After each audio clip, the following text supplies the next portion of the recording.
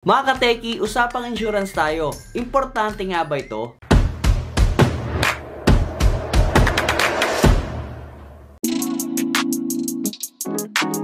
Kamusta mga kateki? Ako nga pala si Paul at kung bago ka pa lang sa channel na ito, click mo na ang subscribe button pati na rin ang notification bell para updated ka sa mga videos na pwede natin pagkakitaan online. For today's video mga kateki, gusto ko lang share sa inyo mga insights ko about insurance. Many years ago, I started attending seminars about investments and insurance. And dito nga marami ako na-realize about advantages ng mga ito. What's good about this is mas madali na siyang gawin ngayon. Not only that, you can avail insurance and investments now at a lower cost. No middleman, you can choose your insurance and investments online. And all of that is possible with GInsure. And ito nga GInsure mga teki, available siya sa GCash. So dito mga teki, kailangan syempre fully verified ka lang and registered ka na sa GCash. And then click mo lang itong GInsure. So ito mga teki, napakarami mong choices dito. Meron kang health, life, accident, and goals, travel, occupation, vehicle, lifestyle, property, and business insurance. So pwede natin yan tingnan isa-isa. Pero bagong lahat mga teki, bago explain yan isa-isa, gusto ko lang sabihin na napaka-importante talaga nitong insurance sa atin kasi yan po yung protection natin against poverty. So, just in case may mangyari sa atin, let's say for example, untimely demise or na-aksidente tayo or nagkasakit tayo na hindi tayo prepared, itong insurance na to yung magko-cover ng lahat ng cost para sa atin. So, may mga magsabi, gastos lang yan additional cost lang yan, additional lang yan sa budget natin. Pero magandang protection po itong insurance kasi hindi naman po natin masabi kung kailan tayo ma-aksidente or kung kailan tayo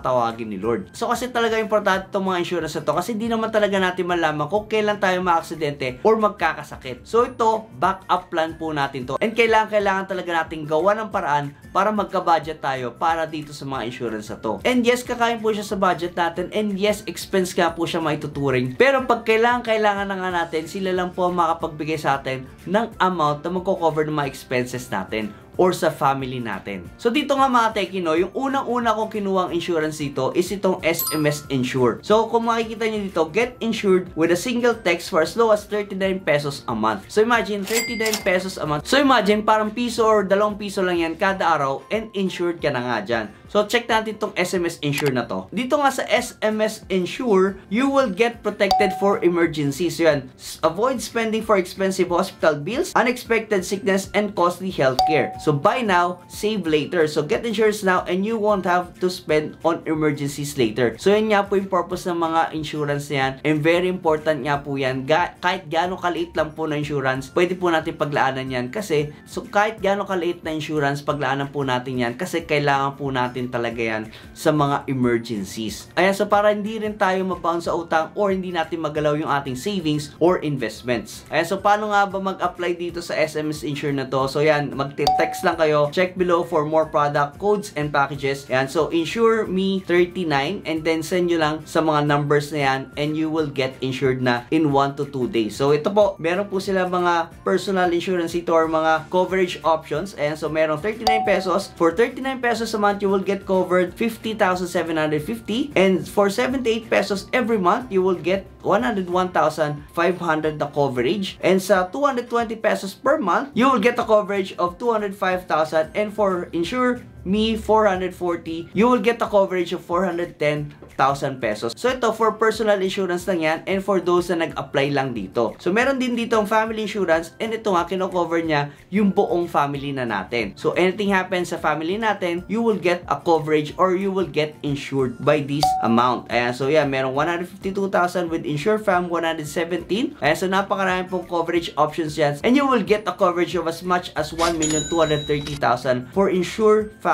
1,320 per month and buong family mo nga insured na with that amount. Okay, so mga teki, quick explanation lang dito sa SMS Insured. So pwede nyo rin siyang basahin dito sa GInsure yung buong detalye pero ito nga quick explanation and for you only na nag-apply dito sa GInsure na to. So for example, itong Insure Me 39. Yan, so number of people insured, GCash user, isa. So ikaw mismo na nag-apply para sa iyo yan. So yung term coverage niyan, annual and monthly premium niyan is 39 pesos. So if something happens to you, itong term life coverage na yan, yung family mo makaka-receive ng 25,000 pesos. So syempre ayaw naman natin gamitin to and ayaw naman talaga natin pero just in case kasi hindi naman talaga natin alam kung ano yung mangyayari sa atin. So ito naman mga teki, iba naman to sa term life coverage. So dito na-aksidente ka pala dito, for example, nagmamotor ka, na-aksidente ka, ito nga, covered ka. So yung 25,000 na yan, pwede mong gamitin yan pampagamot or habang naghihintay ka makarecover. So yan nga po yung purpose yan. So yan, for example, so yan nga, maraming yan nangyayari dyan sa kalsada and hindi rin naman po natin talaga masasabi yung aksidente. So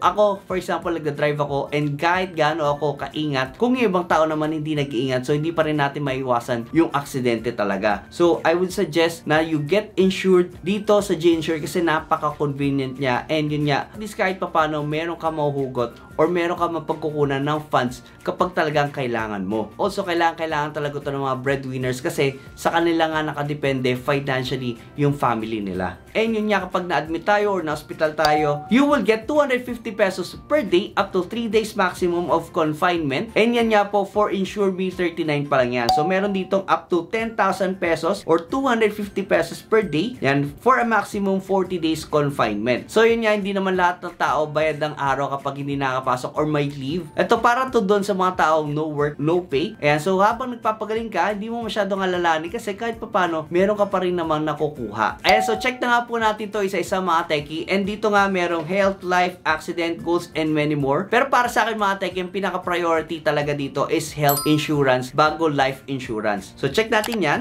So bakit nga ba health insurance over life insurance? Ayan, so mas maganda syempre may papanggap muna tayo bago tayo may maiwan sa ating pamilya just in case may mangyari sa atin. So anything happens, ma-aksidente tayo or magkasakit tayo, dadaan pa rin naman tayo sa ospital. So yun nga po, para dun nga po itong mga health insurance na to. Isa nga po ito sa financial setbacks na pwede natin maranasan and ng ating pamilya kasi dito nga po nauubos yung ating savings, yung ating maaari-arian kasi binibenta natin kapag may nagkasakit or may nangyari masama sa ating kapamilya or sa atin. And yan nga, pwede tayo mamili dyan under Singlife or FWD. So yan, yung FWD, Big 3 Critical Illness Insurance. So click natin yan, check natin kung ano meron dyan. Okay, so dito nga sa FWD, yan, Big 3 Critical Illness, yung cancer, heart attack, or stroke, multiple coverage, receive 100% of benefit, and so covered niya tayo sa Big 3 na critical illness which is yung cancer, heart attack, or stroke. So yun naman po yung mga kadalasang sakit nating mga Pilipino and yun nga po yung kino-cover nitong FWD insurance. So ito, issue age up 18 to 60 years old. And so mas maganda kung mas bata ka pa, insured ka na kasi later on kapag may sakit ka na or matanda ka na, medyo mahirapan ka na kumuha ng insurance kasi hihingan ka na ng medical or ng mga lab test yan. So kapag di ka pumasa, hindi ka pa magkakaroon ng insurance. So mas maganda habang bata ka pa, habang healthy ka pa, insured ka na. And so yan po yung ginawa natin habang bata pa ako and habang healthy pa ako, talagang kumuha na ako ng insurance and inalagaan ko nga po. So aside pa nga dyan mga teki, meron din dengue with free COVID-19 cover. So yan nga po yung isa sa mga kinuha natin. And this is for a family package nga po na kinuha natin. So bakit nga ba ako kumuha nito? So syempre, COVID-19 cover siya. So uso pa yung pandemic ngayon. And yun nga po, meron siyang 421,500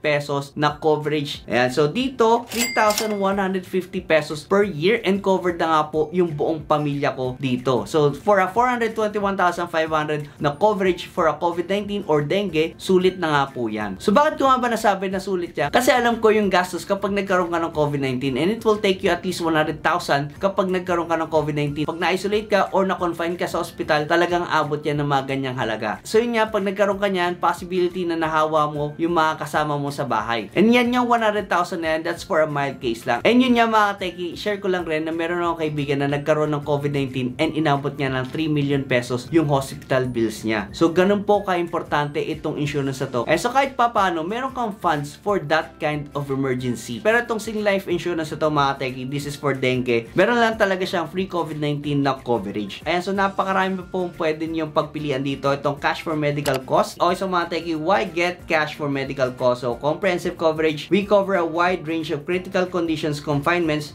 due to COVID-19 and pregnancy are covered too. Also, value for money, big on coverage but still easy on wallet, protection for the family, and coverage for each family member so everyone can get protected. Easy to buy and manage kasi online nga siya. So ito mga teki, pang supplement nga to sa mga HMOs natin. So kung meron kang HMO, ito mga po yung mga medical cards na binibigay ng ating companies kapag employed ka. Ayan, so meron kang HMO. So ayan, meron siyang certain amount yung mga HMO, pero ito pang supplement po siya. So you will get hospital hospital cash benefit. For every day you are confined in the hospital, even if it's in ICU, you are covered. And so pag na-diagnose ka with critical conditions, you will get certain benefits. And also, it covers major surgeries. So yan nga po yung mga malalaking expenses natin sa hospital. So yung mga surgeries, confinements, ICUs. So yan, nakakatakot talaga yung mga yan. So yan, isang beses ka nga lang magkaroon ng ganyan malaking financial setbacks na yan sa atin. So kailangan talaga natin itong mga insurance. And so kung interested kayo dyan mga techie, just go here sa G-Insure and get a quote. And also dito meron ding life